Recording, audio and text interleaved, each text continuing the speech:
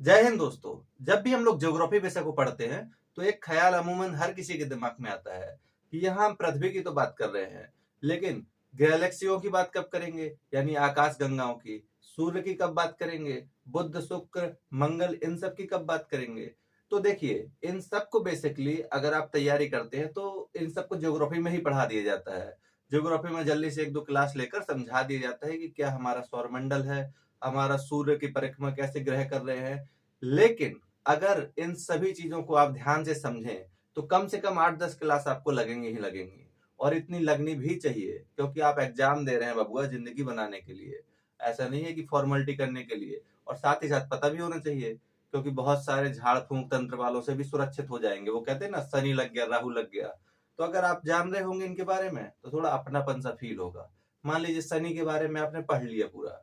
अब अगर किसी ने आपसे कहा कि आपको शनि लगा हुआ है तो कहेंगे उससे, शनि कैसे लग गया, शनि को तो हम जानते हैं। वो कहेगा, क्या हमसे ज्यादा जानते हो? तो कहना, हाँ आपसे ज्यादा जानते हैं। शनि कैसे बना है, कैसे परिक्रमा कर रहा है, और पृथ्वी से कितने दूर है। इतना दूर है फिर भी लग गया। तो ये सारी चीजें इसलिए जानना जरूरी है। आजकल आप देखेंगे तो एग्जाम में भी इन सबसे क्वेश्चन आने लगे हैं। एक दौर था 4-5 साल के लिए कि इनसे क्वेश्चन आना बंद हो गए थे या एकदम कम हो गए थे। लेकिन अब पेपर बनाने वाले समझ चुके हैं कि बाबू लोग भूल चुके हैं, अब पृथ्वी के अलावा कुछ होश नहीं है इनको, इसलिए क्वेश्चन पूछ देता है। तो इन सभी चीजों को हम ज्योग्राफी में नहीं पढ़ते हैं, सबसे पहली बात ये समझ लीजिएगा। इन सबको पढ़ते हैं, एक अलग विषय होता है।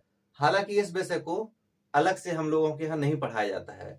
जो बहुत बड़ी बड़ी यूनिवर्सिटी होती है ना, शिकागो यूनिवर्सिटी वगैरह, वहां पर एक विषय अलग से चलता है जिसका मूल उद्देश्य होता है इन ग्रहों नक्षत्रों के बारे में जानकारी प्रदान करना। तो आखिर उसको कहते क्या है? तो अब हेडिंग डालिएगा और ध्यान रखिए, इसका अलग से एक नोट्स बनाइएगा। 15-20 पन्ने में आएगा आपका, बढ़िया तरीके से कंप्लीट हो जाएगा और 10-12 क्लास रहेगा। उसको कहते हैं एस्ट्रोनॉमी। अब एस्ट्रोनॉमी तो लिख लिए बबुआ अंग्रेजी में। अब सवाल उठता है कि हिंदी में इसको क्या कहते हैं। तो हिंदी में इसको, इसी सब्जेक्ट को कहते हैं खगोल शास्त्र। क्या कहते हैं? खगोल शास्त्र। तो ये पहली हेडिंग है और इसको लिख लीजिएगा। तो देखिए, दो शब्द आते हैं दिमाग में। एक आता है एस्ट्रोनॉमी, और इसी से मिलता जुलता एक हम शकल, जिसको कहते हैं ना जोड़ीदार, जुड़वा। तो इसी का एक जुड़वा शब्द है, इसको हम लोग कहते हैं एस्ट्रोलॉजी। अब देखिए, एस्ट्रोनॉमी एस्ट्रोलॉजी में क्या अंतर है, यहाँ राम श्याम वाली बात है। अंतर है दोनों में, हालांकि देखने में कुछ हद तक एक से लग रहे हैं। लेकिन देखिए, एस्ट्रोनॉमी को हिंदी में कहते हैं खगोल शास्त्र, जबकि एस्ट्रोलॉजी को कहते हैं हम लोग ज्योतिष शास्त्र। तो अंतर क्या है? एस्ट्रोनॉमी का मतलब होता है कि हम यहाँ पर खगोलीय पिंडों का अध्ययन करेंगे। खगोलीय पिंड का मतलब होता है ऐसे पिंड जो हमारी पृथ्वी की तरह क्या है, आसमान में अंतरिक्ष में है, उन सभी का अध्ययन करेंगे। जबकि एस्ट्रोलॉजी कहता है कि यहाँ पर उन्हीं पिंडों के आधार पर, उन्हीं ग्रहों के आधार पर हम लोगों के भाग्य को बताया जाएगा। हम लोग मतलब हम सभी लोगों का आगे भविष्य क्या है। तो ये काम जो है भारत में बहुत प्रचलित है। आज से नहीं, ये भी एक ज्ञान है।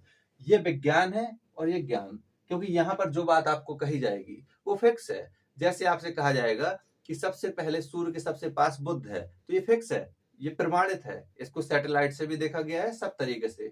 लेकिन अब अगर आपसे कहा जाए कि शनि आपको लग गया है, तो क्या इसका कोई सबूत है? शनि इतना बड़ा ग्रह है और लगा किसको? इतने छोटू से इंसान को। हो सकता है ऐसा? तो समझिए, ये ज्ञान है। ज्ञान का दायरा असीमित होता है। जब उसी ज्ञान में तर्क आ जाता है तो वो विज्ञान कहलाता है। तो हम लोगों को ये पढ़ना है, इसकी पढ़ाई अलग से कीजिएगा। जो आप लोगों का भविष्य देखने को आए उनसे पढ़िएगा इस विषय को, ये अलग से है, ठीक है। ये भी बेहद महत्वपूर्ण है। और बहुत सारे लोग ऐसे हैं भारत में, एक से एक ज्ञानी, जो इसी के आधार पर ग्रह नक्षत्रों को पता नहीं कैसे अंदाज लगाते हैं और उसी के आधार पर भविष्यवाणी कर देते हैं और सच निकलती है। तो ये सारी विद्या है, प्राचीनतम विद्या। भारत और यूनान में इसका तो बहुत उपयोग हुआ है आज भी। हालांकि इसमें आजकल जो फ्रॉड हैं, जिनको ज्ञान नहीं है, जो सिर्फ क्या करते हैं, आपकी कमजोरियों, आपके डर का फायदा उठाकर आपको लूटना चाहते हैं। तो इससे हम लोगों को थोड़ा बचना है, ठीक है। तो हम लोग बात करना है खगोल शास्त्र की। तो खगोल शास्त्र में हम लोग पढ़ेंगे क्या, एक एक चीज को क्रम से पढ़ने की कोशिश करेंगे, ठीक है। खगोल शास्त्र के अंतर्गत सबसे पहले हम लोग पढ़ते हैं ब्रह्मांड के बारे में। तो लिखिएगा पहली हेडिंग, ब्रह्मांड। अब देखिए बाबू, अंग्रेजी हमेशा साथ साथ लिए चलिएगा। अंग्रेजी क्या होती है? एक तरह की आपकी गर्लफ्रेंड, जो हमेशा थोड़ी थोड़ी साथ आपके रहनी चाहिए, ताकि आपकी वैल्यू समाज में थोड़ा बहुत रहे। ठीक है। तो ब्रह्मांड, इसको इंग्लिश में क्या कहते हैं? इसको इंग्लिश में कहते हैं कॉस्मोस। तो ध्यान रखिएगा, ब्रह्मांड को क्या कहते हैं? कॉस्मोस। इसी प्रकार से जो लोग ब्रह्मांड में जाते हैं उनको कहते हैं कॉस्मोनॉट्स। दो शब्द प्रयोग करते हैं। आप लोग देखे होंगे कि अंतरिक्ष यान के माध्यम से बहुत सारे लोग अंतरिक्ष में जाते हैं, उनके लिए दो शब्द प्रयोग करते हैं, एक होता है एस्ट्रोनॉट्स, एक होता है कॉस्मोनॉट्स। कॉस्मोनॉट्स शब्द बेसिकली रूस के लोग करते हैं प्रयोग, लेकिन एस्ट्रोनॉट कौन लोग करते हैं? सभी लोग करते हैं। तो इनमें ज्यादा हमको पढ़ना नहीं है। फिलहाल हम लोग क्या जानेंगे? सबसे पहला क्वेश्चन जो बनता है कि ब्रह्मांड है क्या। बड़ा सा आसान क्वेश्चन है, कोई भी चीज होगी दुनिया में सबसे पहले जानेंगे वो है क्या। तो अगर पूछा जाए बाबू कि ब्रह्मांड क्या है, तो कुछ नहीं, आपको हेडेक नहीं लेना। आपको कहना है कि ब्रह्मांड गैलेक्सियों का समूह है। गैलेक्सी का समूह यानी ग्रुप ऑफ गैलेक्सी। तो कोई पूछे ब्रह्मांड क्या है, तो कहना ब्रह्मांड गैलेक्सियों का समूह है। और गैलेक्सी को कहते हैं हिंदी में आकाश गंगा। अभी ये क्या होता है इसको आगे पढ़ेंगे। तो ब्रह्मांड क्या है? गैलेक्सियों का समूह यानी ग्रुप ऑफ गैलेक्सी। कई सारी जब गैलेक्सी मिल जाती हैं तो क्या बनता है? तब बनता है ब्रह्मांड। नहीं समझ में आया तो समझ लीजिए, जैसे कई सारे लोग आपस में मिल जाते हैं तो क्या बनता है? परिवार। जैसे आप हैं अपने घर में, माता पिता चाचा चाची सब लोग मिल जाते, क्या बन जाता है? परिवार। उसी प्रकार से जब कई सारी गैलेक्सीज मिल जाती हैं तब बनता है ब्रह्मांड। अब गैलेक्सी क्या है इसको आगे पढ़ेंगे, लेकिन अभी समझ लीजिए गैलेक्सी का मतलब होता है तारों का समूह। जब कई सारे तारे आपस में मिल जाते हैं तब उसको हम लोग कहते हैं गैलेक्सी। तो गैलेक्सियों का समूह क्या कहलाता है? ब्रह्मांड। जैसे मान लीजिए एक गैलेक्सी ये है, एक ये है, एक ये है, एक ये है, और ये सारा मिलकर क्या कहलाएगा? ब्रह्मांड। और गैलेक्सी किससे बनी होती है? तारों से ही। ये गैलेक्सी के अंदर क्या है? स्टार। इन गैलेक्सियों के भी अलग अलग नाम होते हैं, जैसे हम लोगों के हैं, ये मान लीजिए आप हैं, ये आपके पिताजी, ऐसे सब लोगों को मिलकर क्या बन गया? परिवार। अब देखिए एक प्रश्न हमेशा आएगा दिमाग में कि आखिर एक कौन विद्वान थे जिन्होंने सबसे पहले भारी भरकम शब्दों का प्रयोग किया और इनके बारे में जानकारी जुटाई। तो देखिए बाबू, कोई भी इंसान जब धरती पर आया होगा तो एक चीज तो उसको तुरंत दिखी होगी, ऊपर। ऊपर मतलब आसमान। और जब भी रात होती होगी तो वो सोचता होगा खुद में खुद कि ऐसा क्या है जो चमक रहा है। इसी पर कुछ लोग क्या होते हैं, सोचते हैं अरे जाने दो, चमक रहा चमकने दो, अच्छी बात है हमको रोशनी मिल रही। कुछ लोग कहते नहीं नहीं, मैं उसको पता करके रहूंगा कि आखिर क्या है। तो ऐसे जिद्दी लोग जो होते हैं यही बनते हैं क्या? ज्ञानी लोग। और यही बनते हैं रिसर्चर, जो कहते हैं ना बाल की खाल निकालना। तो ऐसे कुछ लोग हुए जिन्होंने ब्रह्मांड को लेकर क्या दिया? सिद्धांत दिया, या जिन्होंने ब्रह्मांड को लेकर कुछ परिकल्पनाएं दी। क्या होता है बाबू, जैसे अगर हम आपसे कहें कि आपके पड़ोस में कोई एक लोग रहते हैं और जाइए उनके बारे में पता करके आइए, तो आप जाएंगे नॉर्मल से पता कर लेंगे। लेकिन हम अगर आपसे कहें कि एक लोग जो मंगल ग्रह में रहते हैं उनके बारे में बताइए, तब आप कहेंगे वहां कैसे पता करें, वहां तक जा ही नहीं सकते हैं अभी हाल तो। इसी प्रकार से ऊपर आसमान में इतने सारे तारे जरूर दिखते थे, लेकिन कोई व्यक्ति वहां पहुंच नहीं पाता था। और जब पहुंच नहीं पाते हैं तो क्या करते हैं? चिंतन, आंख बंद कर लेंगे और सोचेंगे उसके बारे में। तो हमारे जो दार्शनिक होते थे, दार्शनिक लोग ना, पुराने बड़े विद्वान होते थे, आर्यभट्ट वगैरह, आर्यभट्ट बारहमेर, वो लोग यही सोचते थे कि ऊपर आखिर ऐसा क्या होगा। इसी प्रकार से पूरी दुनिया में भी लोग सोचते रहे होंगे। तो उन्हीं लोगों ने ब्रह्मांड को लेकर कुछ परिकल्पनाएं दी हैं। एक होता है कल्पना, जो हम लोग करते हैं ना, कल्पना, सोते जागते कि ऐसा भविष्य होगा, ये गाड़ी से उतरे मार 10 लोग गेट खोल रहे, इस तरह की जो कल्पनाएं आती है ना, ये होती परिकल्पना। ये और बड़ी कल्पनाएं हैं कि ऐसा हुआ होगा। अच्छा छोटी मोटी बात थोड़ी है, कोई बता रहा कि ब्रह्मांड में करोड़ों तारे हैं, कोई कह रहा कि ये तारे अपने आप चमकते हैं, कोई कुछ कह रहा। तो आसान काम थोड़ी है, ऐसे ही थोड़ी कह दोगे। तो इसको लेकर, ब्रह्मांड को लेकर अनेक परिकल्पनाएं। सबसे पहले एक भाई साहब हुए जो जिनका नाम है टॉलेमी। इनका नाम याद रखिएगा, बहुत महत्वपूर्ण है, टॉलेमी। और ये बात कब की है? ये बात है 144 ईस्वी सन की। तो ध्यान रखिएगा बाबू, एक विद्वान है इनका नाम है टॉलेमी, और टॉलेमी ने 140 ईस्वी सन में एक बात कही। इन्होंने कहा कि जो ब्रह्मांड है इसके केंद्र में हमारी पृथ्वी है।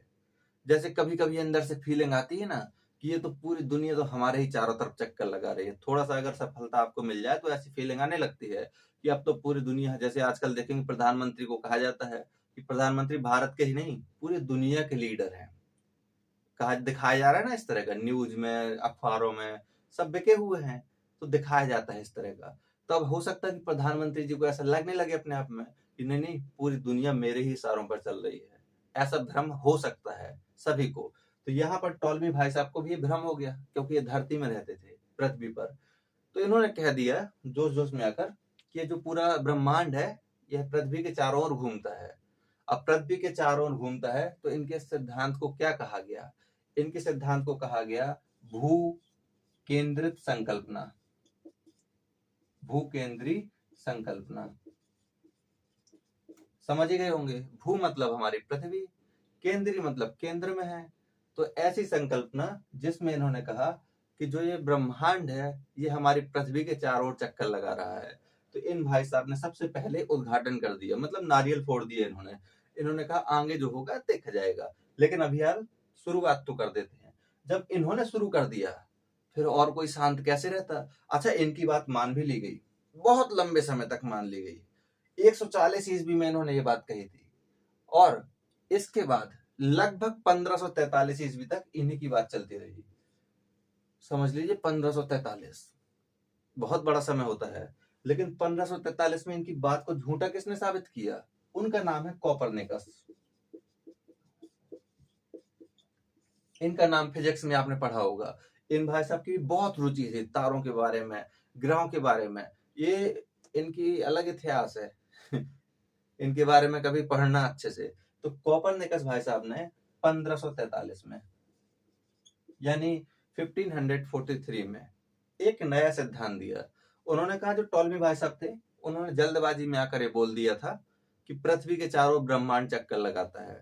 देखिए, ना तो टॉलमी भाई साहब ने कभी ब्रह्मांड को देखा, यहीं से जिस तरह हम लोग देख रहे वैसे ही ये भी देख रहे थे, और ना कोपरनिकस भाई साहब ने देखा था। तो इन्होंने क्या कहा? इन्होंने कहा कि जो सूर्य है इसके चारों ओर पूरा ब्रह्मांड चक्कर लगाता है। यानी इनकी बात को काट दिया और कहा कि सूर्य हमारे पूरे ब्रह्मांड का केंद्र है, यानी सूर्य के चारों ओर ही ये पूरा ब्रह्मांड चक्कर लगा रहा है। तो जिस प्रकार से इनकी संकल्पना को भू केंद्रित संकल्पना कहा गया, उसी प्रकार से कोपरनिकस की जो थ्योरी थी, संकल्पना थी, उसको कहा गया हेलियो केंद्रित। क्या कहा गया? हेलियो केंद्रित संकल्पना। लिख लीजिएगा, हेलियो केंद्रित संकल्पना। हेलियो मतलब होता है सूर्य, हेलियो कहते हैं सूर्य को, तो इसीलिए इसको कहा गया सूर्य केंद्रित संकल्पना। तो उम्मीद है ये दोनों चीज समझ में आ गई। टॉलमी ये भाई साहब कहते हैं कि पृथ्वी है, इसी के चारों ओर पूरा ब्रह्मांड चक्कर लगा रहा है। जब अंदर से फीलिंग आए कि पूरी दुनिया हमारे चारों तरफ घूम रही है तो समझ लीजिए आप टॉलमी की तरह हैं। लेकिन जब आपको लगे कि पूरी दुनिया आपकी गर्लफ्रेंड के पीछे घूम रही है तब समझ लीजिएगा कोपरनिकस हैं आप। ठीक है। इन दोनों के बाद ये दोनों क्या थे? इनके पास कोई ज्यादा जानकारी नहीं थी, इन्होंने इनके दिमाग में जो आया वो इन्होंने कह दिया। लेकिन इसके बाद एक और विद्वान हुए ब्रिटेन के, जिसका नाम था हर्सेल। इनका नाम आप बढ़िया तरीके से सुनते हैं। तो क्या नाम था इनका? इनका नाम था विलियम हर्सेल। ये थे ब्रिटेन के भाई साहब। ब्रिटेन, और ब्रिटेन में इस समय तक काफी तरक्की हो चुकी थी। खासकर सबसे बड़े आविष्कार जो हम कहें तो इस समय दूरबीन का आविष्कार हो चुका था। दूरबीन जान ही रहे होंगे, वही चीज जिसको ऐसे लगा लेते हैं और पूरा मार दूर की चीज एकदम लगती कि बगल में खड़ी हो। तो इन्होंने इस समय तक दूरबीन का आविष्कार हो गया था। तब इन्होंने एक नया सिद्धांत दिया, इन दोनों से थोड़ा सा अलग। तब 1805 में, ये बात कब की है? हर्षेल भाई साहब की, 1805 की। 1805 में ये कहते हैं कि जो अब तक ये चर्चा परिचर्चा चल रही थी सौरमंडल को लेकर, वो सौरमंडल हमारे ब्रह्मांड का एक छोटा सा हिस्सा है। जैसे आप एक शब्द सुनते होंगे खानदान, कहते तुम्हारे खानदान में ये है, तुम्हारे इस खानदान से हमारा कोई रिश्ता नहीं। तो खानदान जब कहते हैं तो कई सारे परिवार मिलकर क्या बनाते हैं, खानदान। इसी प्रकार से इन भाई साहब ने कहा कि जो खानदान यानी जो ब्रह्मांड है उसके अंदर बहुत सारे परिवार यानी सौरमंडल रहते हैं। समझ में आ गया? तो अभी तक हम लोग क्या कह रहे थे, ब्रह्मांड का मतलब था ग्रुप ऑफ गैलेक्सी, यानी जो गैलेक्सियों का समूह है, झुंड, उसको कहते हैं ब्रह्मांड। और ब्रह्मांड को इंग्लिश में कहते हैं कॉस्मोस। इसीलिए ब्रह्मांड का अध्ययन कहलाता है कॉस्मोलॉजी। और जो लोग ब्रह्मांड में जाते हैं घूमने स्पेस के माध्यम से, स्पेसक्राफ्ट के माध्यम से, वो कहलाते हैं कॉस्मोनॉट्स। इसी प्रकार ब्रह्मांड के संबंध में जो भी संकल्पनाएं दी गई या जो भी परिकल्पनाएं दी गई, उसमें सबसे पहले हम लोग जानते हैं टॉलमी की। टॉलमी कहते हैं कि हमारी जो पृथ्वी है ये ब्रह्मांड के केंद्र में है। इन्होंने 140 ईस्वी में ये बात कही। इसको कहते हैं भू केंद्रीय संकल्पना। कोपरनिकस भाई साहब आए 1543 में। इन्होंने कहा कि नहीं, सूर्य के चारों ओर हम लोग चक्कर लगा रहे हैं। इनकी संकल्पना कह रहा है सूर्य हेलियो केंद्रित। इसके बाद विलियम हर्शेल आए। इन्होंने कहा तुम लोग उजूल फुजूल बात करते हो, असली मुद्दा तो हम बताते हैं आपको। इन्होंने कहा दूरबीन के माध्यम से हमने देखा है, वहां तुम लोग तो हवाई बात किए थे, हमने देखा है अंतरिक्ष में दूरबीन से। कब कहा? 1805 में। और इन्होंने कहा कि जिसको आप लोग कह रहे हो ना, बड़ी बड़ी डींग हाँक रहे हो, सौर मंडल है, ये है वो है। उन्होंने कहा जो सौर मंडल है ना बाबू, ये केवल छोटा सा बच्चा है। किसका? इस पूरे ब्रह्मांड का। और इस ब्रह्मांड में न जाने कितने सौर मंडल होंगे। समझ में आ गया? तो हर्षेल भाई साहब ने इतनी सी बात कही। लेकिन ये मसला यही नहीं रुकने वाला था, क्योंकि समय के साथ साथ ज्ञानी लोग धरती पर आते रहते हैं। तो इसी कड़ी में एक और ज्ञानी भाई साहब आए, जिनका नाम था एडविन हब्बल। क्या नाम था? इनका नाम याद रखिएगा, एडविन हब्बल। इनका नाम इसलिए याद रखिएगा, इनके नाम पर बहुत सारे मिशन अमेरिका ने किए हैं। जैसे आप हब्बल टेलीस्कोप वगैरह के बारे में सुनते हैं, इन्हीं के सम्मान में किए गए हैं। तो एडविन जो हब्बल भाई साहब हैं, इनका योगदान भी अच्छा खासा है। इन्होंने कहा कि तुम लोग तो काफी कुछ बता गए हो। तो इन्होंने अपनी बात को कब कहा? 1925 में। देख रहे हैं समय बढ़ता जा रहा है, ऐसे में चीजें आपको रटने नहीं पड़ेंगी बाबू। इसलिए टाइम से एक चीज करा रहे हैं। देखिए टाइम, फिर यहाँ अलग टाइम, फिर यहाँ अलग, और टाइम क्या हो रहा है, बढ़ता जा रहा है कंटिन्यू। तो 1925 में इन भाई साहब ने कहा कि हमारी जो आकाश गंगा है, जिसको हम लोग क्या कहते हैं, दुग्ध मेखला, अभी बताएंगे आगे, परेशान मत होइए। तो इन्होंने कहा कि हमारे जो ये ब्रह्मांड है ना, इसमें हमारी आकाश गंगा की तरह अनगिनत आकाश गंगा है। यहाँ पर एक तरह से ये क्या थी, परिकल्पना है, यानी केवल कल्पना, सोच सबके कि ऐसा ऐसा हो सकता है, इसमें कोई प्रमाण नहीं था। तो ये क्या हो गई, ब्रह्मांड से संबंधित परिकल्पना है। क्वेश्चन क्या पूछता है, टॉलमी के बारे में, भूकेंद्र संकल्पना किसकी थी, हेलियो केंद्र संकल्पना किसकी थी, सर्वप्रथम टेलीस्कोप के द्वारा ब्रह्मांड का अध्ययन किसने किया, विलियम हर्शेल ने। एडविन पी हब्बल ने क्या कहा। तो ये बनते हैं क्वेश्चन। तो देखिए अभी तक हम लोगों ने पढ़ा ब्रह्मांड से संबंधित संकल्पनाएं, लेकिन संकल्पनाओं से काम नहीं चलेगा। जो ज्यादातर क्वेश्चन आते हैं वो आते हैं सिद्धांत से संबंधित। देखिए संकल्पनाओं सिद्धांत में क्या अंतर है। संकल्पनाओं का मतलब है जिसके लिए कोई बहुत ज्यादा वैज्ञानिक प्रमाण नहीं है, जो सोच पर आधारित है, वो क्या है, संकल्पना। लेकिन जिसका प्रॉपरली अध्ययन किया गया है और जो अभी भी माना जा रहा है, वो कहलाता है सिद्धांत। तो अब हम लोग बात करेंगे ब्रह्मांड की उत्पत्ति से संबंधित सिद्धांत। तो लिखिएगा उत्पत्ति से संबंधित सिद्धांत। किसकी उत्पत्ति? ब्रह्मांड की उत्पत्ति से संबंधित सिद्धांत। तो चलिए यहाँ हम लोग एक एक करके सिद्धांतों के बारे में बात करेंगे कि आखिर ब्रह्मांड की उत्पत्ति से संबंधित सिद्धांत हैं कौन कौन से। और देखिए यहाँ सिद्धांतों के बारे में डिटेल से नहीं पढ़ना है, सिर्फ क्वेश्चन जो पूछा जाता है वो पूछा जाता है कि ये सिद्धांत किसने दिया, तो उसी प्रकार से आपको याद रखने हैं और इसी प्रकार से आपको नोट भी करने हैं। जैसे कहा जाता है कि स्फीति सिद्धांत, स्फीति सिद्धांत। तो पूछा जाएगा बाबू कि ब्रह्मांड की उत्पत्ति से संबंधित स्फीति सिद्धांत किसने दिया था। स्फीति का मतलब होता है इन्फ्लेशन। तो स्फीति सिद्धांत दिया था जिनका नाम है एलन गुथ। लिख लीजिएगा इसको, मोस्ट इंपॉर्टेंट है, एलन गुथ। तो पूछेगा कि ब्रह्मांड की उत्पत्ति से संबंधित स्फीति सिद्धांत किसने दिया था, एलन गुथ ने। अब अगर आपको जानना ही है कि बेसिकली स्फीति सिद्धांत का मतलब क्या है, यानी इसमें इन्होंने क्या बताया, तो सुन लीजिए, बस इसको नोट डाउन मत कीजिएगा। अब फिर करना हो तो कौन रोक सकता है, नोटबुक आपकी, पेन आपका।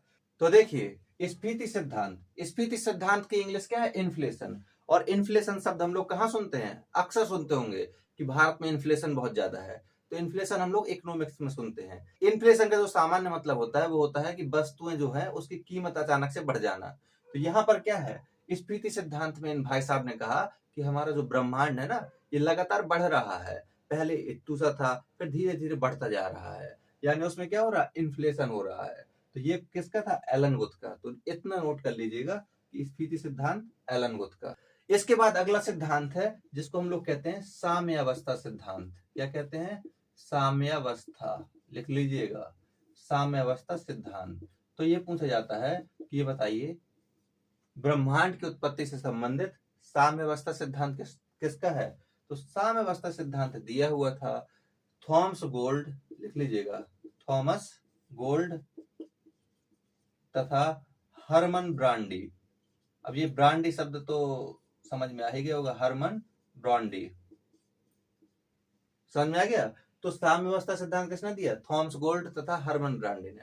अब पूछोगे कि इसको बताए हैं तो इसको भी बता दें। तो देखिए साम्यावस्था का मतलब होता है कि इसमें इन्होंने कहा, इनने थॉमस गोल्ड और हरमन ब्रांडी ने, इन्होंने कहा ब्रह्मांड में कोई चेंज नहीं है। ब्रह्मांड जिस समय उत्पत्ति हुई तब भी ऐसा ही था, हमेशा से ऐसा ही था। बस इसमें इन्होंने कहा था कि ब्रह्मांड लगातार क्या हो रहा है, बढ़ रहा है, फैल रहा है। इसमें इन्होंने कहा कि ब्रह्मांड जैसा शुरुआत में था वैसा ही आज है, कोई चेंजेस नहीं हो रहे हैं। जैसे कुछ लोग होते हैं ना, जो जैसे बचपन में होते हैं अड़ियल टाइप के, अपनी जिद पर अड़े रहने वाले, उसी प्रकार से बड़े में बुढ़ापे में भी उसी प्रकार से रहते हैं। इसके बाद तीसरा आता है दोलन सिद्धांत। दोलन सिद्धांत, तो देखिए दोलन को कहते हैं पलसिंग। समझिए क्या होता है, जैसे आप अपने घरों में एक घड़ी देखते होंगे जो दोलन करती रहती है, टाए टाए इस तरह से करती रहती है, कभी लेफ्ट कभी राइट कभी लेफ्ट, उसी प्रकार से। तो ये दोलन सिद्धांत बेसिकली दिया था एक भाई साहब ने, उनका नाम है एलन संडेज। क्या नाम है, एलन संडेज। तो देखिए दोलन सिद्धांत यानी पल्सिंग थ्योरी ये दिया था एलन संडेज ने। और इसमें इन्होंने क्या बताया, यहाँ तो इन्होंने कहा था कि हमारा जो ब्रह्मांड है क्या हो रहा है, लगातार बढ़ रहा है। इसमें इन्होंने कहा कि नहीं बढ़ रहा, जैसा पहले था वैसा ही आज भी है, कोई चेंज नहीं हो रहा।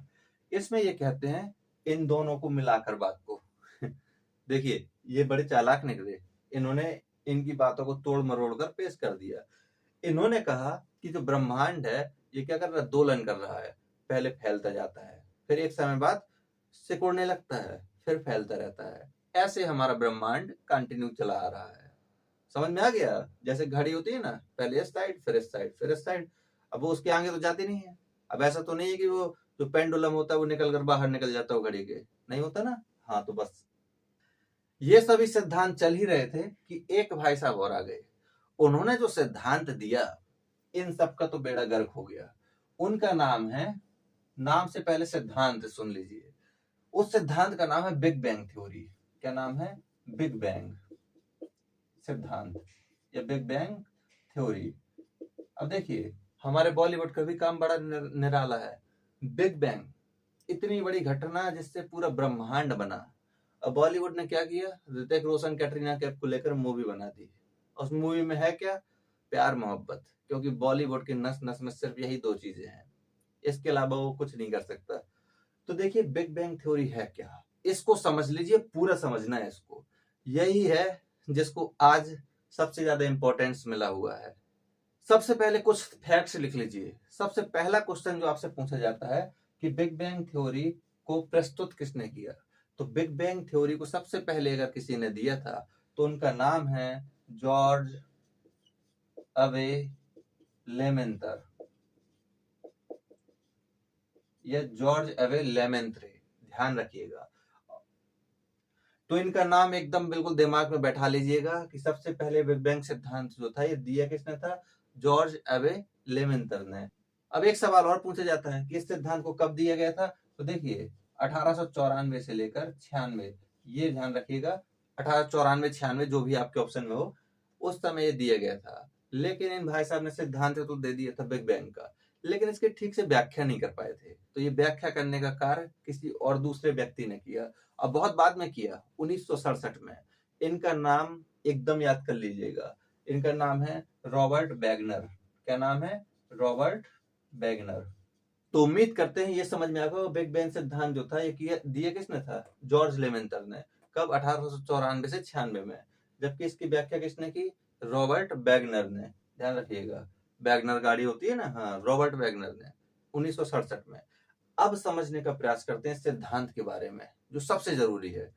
इसको नोट कीजिए या नहीं, बस दिमाग ओपन कर लीजिए। क्या है ये बिग बैंग सिद्धांत? आज आपके दिमाग में सिद्धांत ऐसा घुसेगा कि इसको निकालना भी चाहेंगे तो नहीं निकाल पाएंगे। जैसे वो गाना है ना, भुला ना सकोगे मुझे भूल कर तुम, उसी प्रकार से हाल इसका है। देखिए, है क्या ये सिद्धांत? हमने आपको अभी सिर्फ दो चीजें बताई हैं कि इस सिद्धांत को सबसे पहले प्रस्तुत किसने किया और इस सिद्धांत की व्याख्या किसने की। लेकिन अब जान रहे हैं कि इस सिद्धांत में कहा क्या गया। तो कहा गया कि आज से, ये कौन सा वर्ष है? 2024। आज से लगभग 15.5 अरब वर्ष पहले। कब? 15.5 अरब वर्ष पहले। कहीं कहीं 12.5 मिलेगा, आप ध्यान रखिएगा। जब इतना लंबा समय माना जाता है तो थोड़ा बहुत ऊपर नीचे चलता रहता है। तो इसमें कहा गया कि आज से लगभग 15.5 अरब वर्ष पहले ब्रह्मांड में कुछ नहीं, छोटे छोटे कण थे, छोटे छोटे पत्थर के टुकड़े। जैसे आप देखते होंगे बाबू कि कहीं से अगर रफ्तार से बाइक गुजर जाती है तो वहां पूरी धूल क्या होती है, भवंडर सा बन जाता है, पूरा होता है। तो उसी प्रकार से इन्होंने कहा कि लगभग 15.5 अरब वर्ष पहले एक काम हुआ ब्रह्मांड में। क्या हुआ? इन्होंने कहा सारे धूल के जो कण थे ये आपस में मिलने लगे। और क्यों मिलने लगे?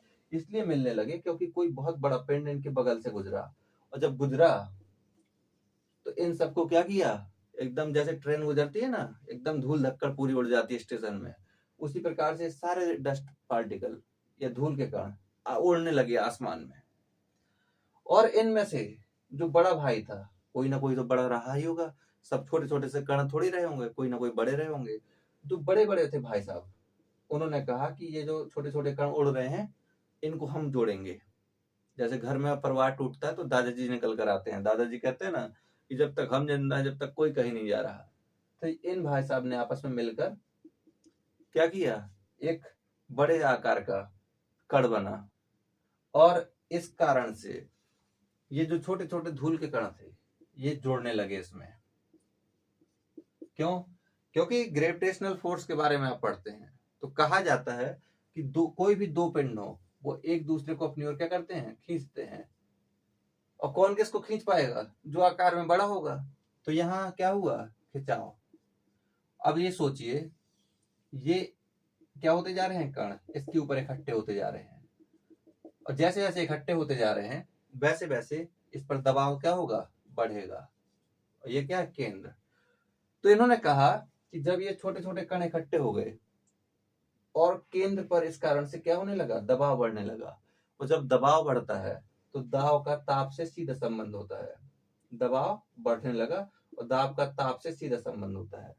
अब समझ में अगर नहीं आ रहा हो कि दाब का ताप से सीधा संबंध है तो ऐसे समझिए, जैसे आप हैं, आपको पहले एक 10 किलो का वजन सर पे रखा जाए, फिर 10 किलो और रखा जाए, फिर 10 किलो और रखा जाए।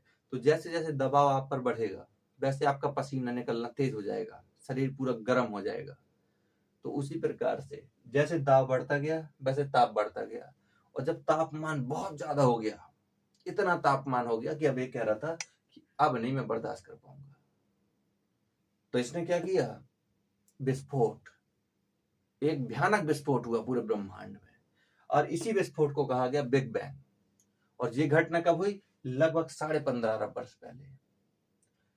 और इस घटना के एक सेकेंड से भी कम समय के अंदर, एक सेकेंड से भी कम समय में, ध्यान रखिएगा, मिनट नहीं, एक सेकेंड से कम समय में पूरे इस ब्रह्मांड का निर्माण हो गया।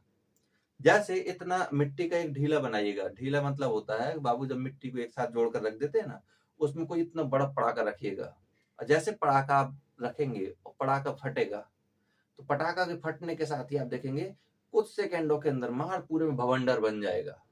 उसी प्रकार से यहाँ तो इतना बड़ा विस्फोट हुआ तो इससे क्या बन गया, पूरा ब्रह्मांड बन गया।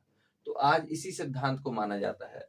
और जिस समय सिद्धांत दिया गया उस समय अमेरिका वगैरह बहुत ज्यादा इसको मानते नहीं थे। अमेरिका ने एक मिशन किया जिसका नाम है मैप मिशन। मैप क्या है इसको मत जानिए, ये जान लीजिए मैप नाम का एक मिशन किया गया था। किसके द्वारा? नासा के द्वारा। अब ये नासा क्या है? नासा अमेरिका की स्पेस एजेंसी है। जैसे भारत में इसरो है उसी प्रकार से अमेरिका में नासा। तो नासा ने जो मिशन किया मैप नाम का, उसका उद्देश्य था ब्रह्मांड के जो रहस्य हैं उनको सुलझाना। तो उन नासा के वैज्ञानिकों ने जब इसका निष्कर्ष निकाला या फाइनल जो रिपोर्ट दी, उसमें ये कहा कि हाँ, इस बात में पूरा तर्क है, पूरा दम है कि ब्रह्मांड आज से लगभग 12.5 अरब वर्ष पहले बना। तो कहीं ना कहीं किसकी बात सिद्ध हुई? रॉबर्ट वैगनर की, क्योंकि रॉबर्ट वैगनर ने ही तो व्याख्या की थी। अब बाकी एवे जॉर्ज लेमेंतर जो थे उन्होंने इस सिद्धांत को दिया था। तो आज पूछा जाए कि सबसे अधिक प्रमाणित सिद्धांत कौन सा है ब्रह्मांड की उत्पत्ति का, तो ये। तो सीधे शब्दों में अब निष्कर्ष समझिए। अगर कहे ब्रह्मांड कैसे बना, तो कहिए कुछ नहीं, 12.5 अरब वर्ष पहले, 15.5 अरब वर्ष पहले ब्रह्मांड में जो धूल धक्कड़ थी, कोई तारा बहुत बड़ा बगल से गुजर गया, और जैसे वो गुजरा तब वो धूल सब आपस में मिलने लगी, और उसमें जो जो बड़े भाई थे उनने वो एकजुट हो गए और उन्होंने कहा कि छोटे छोटे से जो कण घूम रहे हैं इनको अपने पास बुलाते हैं। तो बुलाने लगे, और जैसे बुलाने लगे तो दबाव भी बढ़ने लगा, और जब दबाव बढ़ने लगा तो तापमान बढ़ा, पारा हाई हो गया। जब पारा हाई हो गया तो विस्फोट कर दिए। अब इसको और अच्छे से समझना है तो ऐसे समझिए, जैसे मान लीजिए आप समाज सेवा करना चाहें, आप थोड़ा पैसे वाले हो गए तो अंदर से लगता है कि समाज का कुछ किया जाए। तो मान लीजिए आपने क्या किया, आपने निःशुल्क भोजन कराने लगे आप किसी को। कुछ समय बाद भोजन करने बहुत सारे लोग आएंगे, तो हो सकता है किल्लत पड़ने लगे। तब आप 4-5 जो बड़े आदमी हैं वो सब आपस में मिलेंगे, कहेंगे हम सब मिलकर खवाएंगे। लेकिन फिर देखेंगे कि फिर खाने वालों की तादाद बहुत ज्यादा हो गई। तब एकदम से क्या होगा, आप पर प्रेशर बनेगा कि अब क्या करें, अब तक तो खिलाते आ रहे थे जैसे तैसे, अब क्या करें। तो एक समय बाद आप क्या करेंगे, संस्था ही बंद कर देंगे। जो लोग आपके पास आए थे खाने के लिए, जिनको भरोसा था कि भाई साहब खाना खिला रहे हैं फ्री में, वो सब भाग जाएंगे अपना अलग अलग, जहां जिसको जो मिलेगा वहां ढूंढेंगे अपना खाना पीना। सेम यही हुआ ब्रह्मांड के साथ। तो अब ना कहना कि समझ में नहीं आया है। 2024 में खड़े हुए हो और 2024 से लेकर पृथ्वी, ब्रह्मांड की उत्पत्ति, पृथ्वी की उत्पत्ति तो बात का विषय है, ब्रह्मांड की उत्पत्ति तक का पूरा बता दिए हैं। ठीक है, तो इनको ध्यान रख लीजिएगा। अब अगली क्लास में हम लोग इसके आगे बात करेंगे। अब हम लोग जानेंगे ब्रह्मांड के बाद गैलेक्सी यानी आकाश गंगाओं के बारे में। तब तक के लिए अपने इस टॉपिक को रिवाइज कीजिए। अगली क्लास में मिलते हैं। जय हिंद, जय भारत।